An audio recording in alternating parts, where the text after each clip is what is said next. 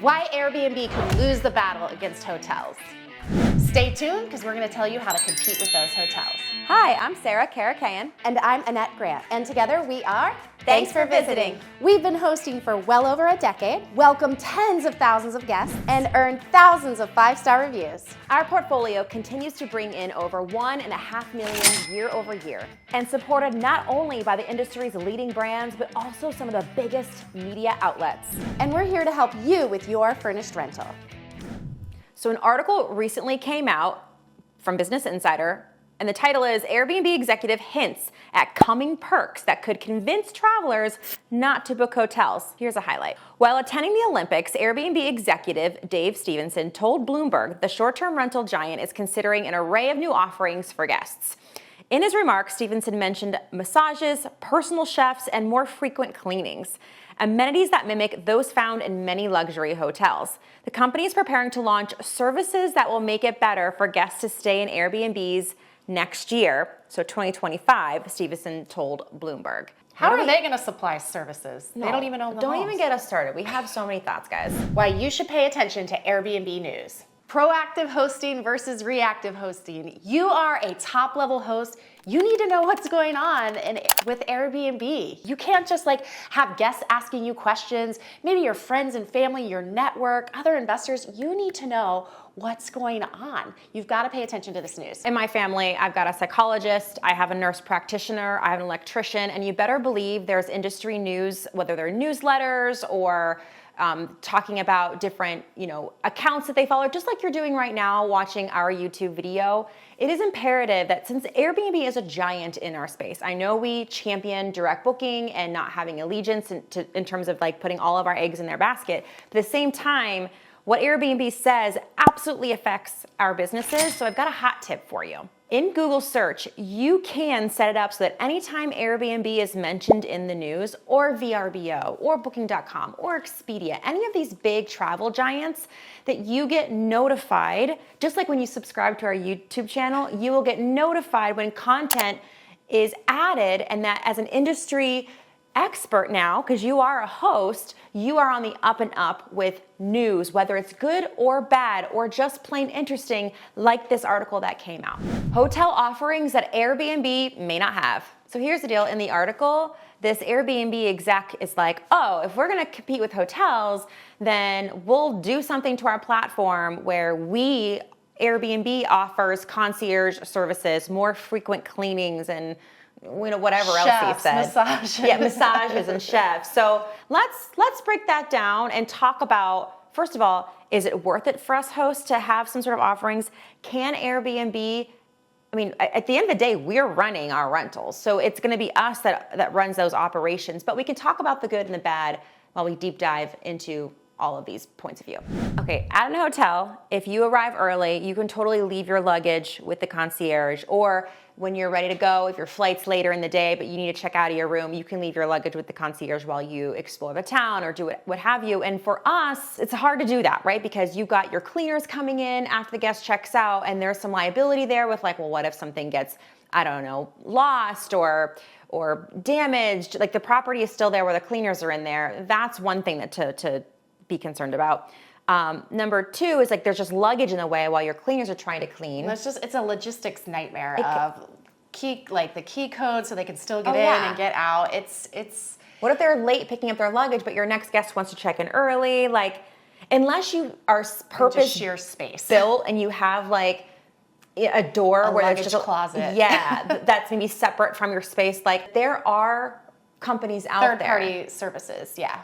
And in a lot of larger cities across the world, actually, there are valets, luggage valets. Yeah. If you Google those in your area, it might be a little inconvenient because a lot of times, you're going to have to go to that valet, store your bags. But let's say, you check out at 10 and you're there for the next 8-10 hours, it's worth it. But you can definitely, that's something to know in your area and give that option to your guests. And then do you charge for that service? Because hotels don't. Right, you might need to tip the concierge, the front desk agent, and there is money involved there. But for us hosts that don't have hotel chains to leverage or many rooms to leverage that extra service, again, it's like if hotels are going to win in the end, how do we compete with that? Just like on call, being able to take your luggage down to the valet, you also have a concierge at most hotels where you can, pick up that phone in your room, dial 0 and ask them, where's the best place to grab breakfast? What about a lovely dinner? Oh, could you make the reservation for us? Really, we are the concierge. We are on call on the app 24/7. So if someone does ask those questions, I feel like we can be very competitive in that arena. Actually, maybe even better, more so, because we can get them all of this information before they even check in. So this is an area where, yes, we might not have the title of concierge, but we definitely are the host. And I absolutely feel like with the internet, with us having the OTA apps on our phones, we can respond to those guest requests and be that concierge for them. So that is one thing that I really feel like we can compete with. It just might not have the same feel as, walking by the concierge at the hotel, but we're definitely on call. But let this help your imagination run wild with your hosting business, because like you said, Annette, we do have the advantage of being able, here's where we can win and continue to win, is being more personal and more curated with each, because we have, less guests than a hotel does. And a concierge at a hotel would have all those rooms to really wow all those guests. They might interact with a fraction of them, while we can make each guest stay super personable, super dialed in, maybe even let them know to treat you like a concierge. Now, whether you leverage AI or digital guidebooks or things of that nature, that's up to you. But I do think this is where we can crush the competition in hotels. On that note, let's talk about a front desk agent. At hotels, there should be always someone at that front desk who can answer your questions when you walk in and when you leave the hotel. But I think this is where we can compete really aggressively too, Annette, because again, we have the phone, we can leverage our personal touch. We could leverage, if like you've got a 9-to-5 job or you've got a busy family, you can leverage a well-trained VA. And of course, AI is getting better and better every day. And because we see, again, less guests, we can actually pour more into each individual guest and really affect their stay. And bypass the front desk. Exactly. Honestly, that's one of when I walk into a hotel and there's this giant line of people waiting to show their ID and give them their credit card and let the front desk person go through their little spiel. I actually think bypassing the front desk and that person being able to put their code in and walk right into the home, we can again beat them out on that friction, because that could be seen as friction, especially if you're having to wait in line to check in. And have you noticed hotels are actually starting to implement texting? Yes. Oh, absolutely. Right away, right after you check into the room. So they are trying to compete. They're getting on hip to that quicker interaction. But yeah, if we can help them bypass the front desk, I think we're winning. TFB pro tip. In order to compete with a hotel, you have to have our forgot something basket. Have to. Okay, so we're gonna put a link down below for that. But listen, this is the scenario.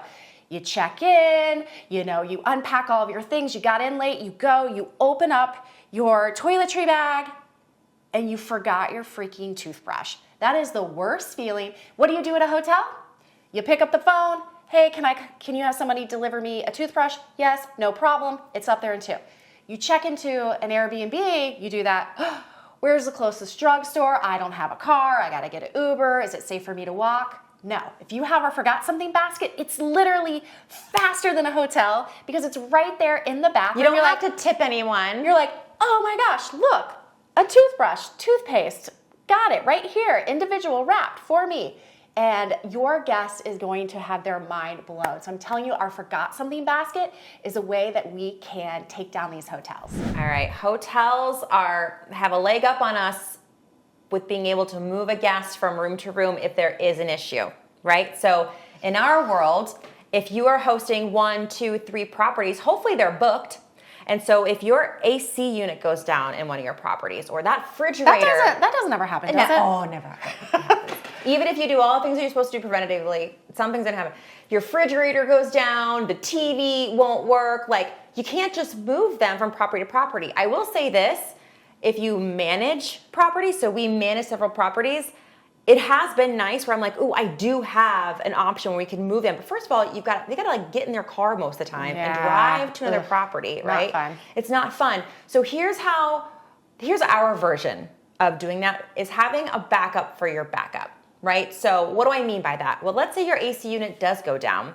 If you are charging a high average daily rate, let's say the nightly rate for your property is $350, $450, $550, $650, $1,000, you need to have portable air conditioner units on the ready, whether it's at your house, in your basement, in your garage, somewhere. So that's what a backup fridge, a backup freezer, having a backup TV. And this sounds like ka-ching, ka-ching, ka-ching, but I'm telling you, like, this could be the difference between you need to giving a full refund to a guest, having a bad 5-star review. You just bought the AC. How much were those? Just to give people $350. $350. And that's the thing too. Maybe you can't have it on, right in your place, but know where you can get it. Yep. Like, know where you can where it's the closest Best Buy to grab a TV. What's your closest Lowe's or Home Depot if you need to grab these? That's also just being prepared, having their business hours if you need to go grab these immediately. Yeah, and I would say a fridge and a freezer also ruin a guest's stay. Wi-Fi, so having hotspots that, yes, you might have to, again, like depending on how much you're asking per night,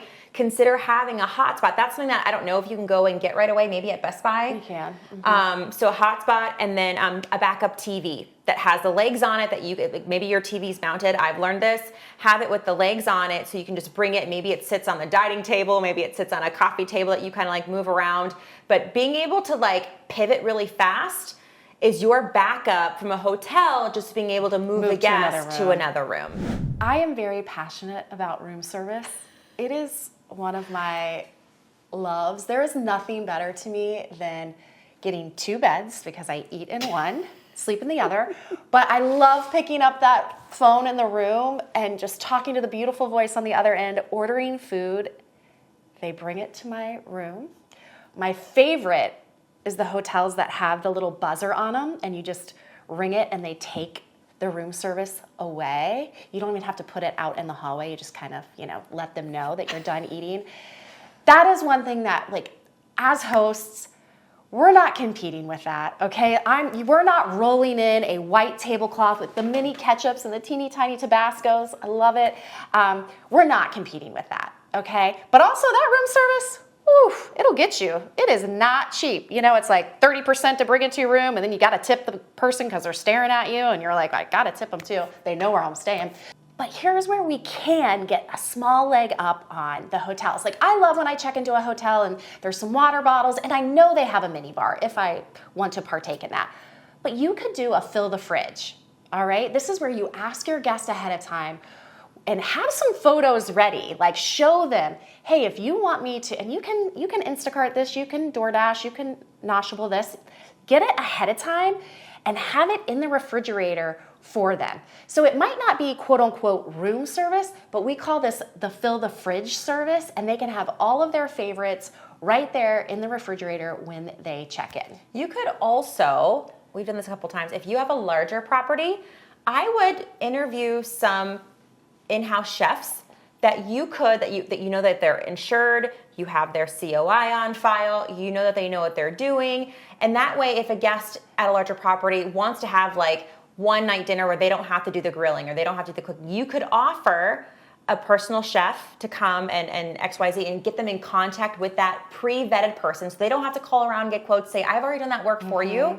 Here is a professional that knows our property, they know our kitchen, and I know they're going to give you a good product, and then you could share in that revenue with that chef for finding you that lead. So if that's something that you think would fit really well with your property, that is something that apparently Airbnb wants to make easy on their platform, but we don't need Airbnb for you to be able to add that to your offerings to your guests. Loyalty programs, Titanium Elite, silver status, gold, bronze. Let me in that room, that private club room. Right, and when I come to the front desk, like they know my name and like tell the world. No, you like, have a separate check-in desk now. It's like your Bonvoy, Marriott Bonvoy, you get to check in at a different person, a different desk. And this is where we kind of do need the OTAs to help us. We do need Airbnb to help us. It's like, because here's the deal. So you should.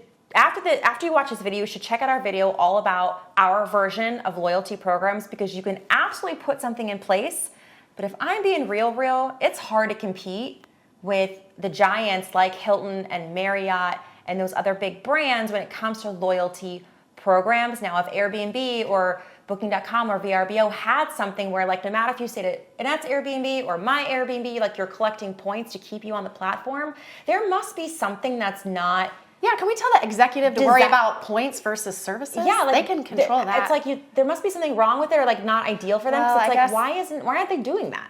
Something I want you to all be aware of is Marriott Homes and Villas. So depending on when you watch this, the itinerary to be involved in their program is probably going to change, but I want you to know about it so you can look into it. But I just went to a birthday party down in a vacation area about an hour south of Columbus, and both the birthday boy and his family's cabin and his parents' cabin were both rented via Marriott Homes and Villa. These cabins are also available on Airbnb. They're also available on Booking.com. So Marriott Homes and Villa is like an OTA, allowing you to use your points. Marriott but still guests through Marriott. or Marriott customers can use their points to book it. So again, that whole loyalty program, this is how you can be a part of that economy and being a part of people who want to be loyal to their hotel brand. But again, it's like I wish these, like, although Airbnb is offering hotels too on their platform now. So, but something to take into consideration.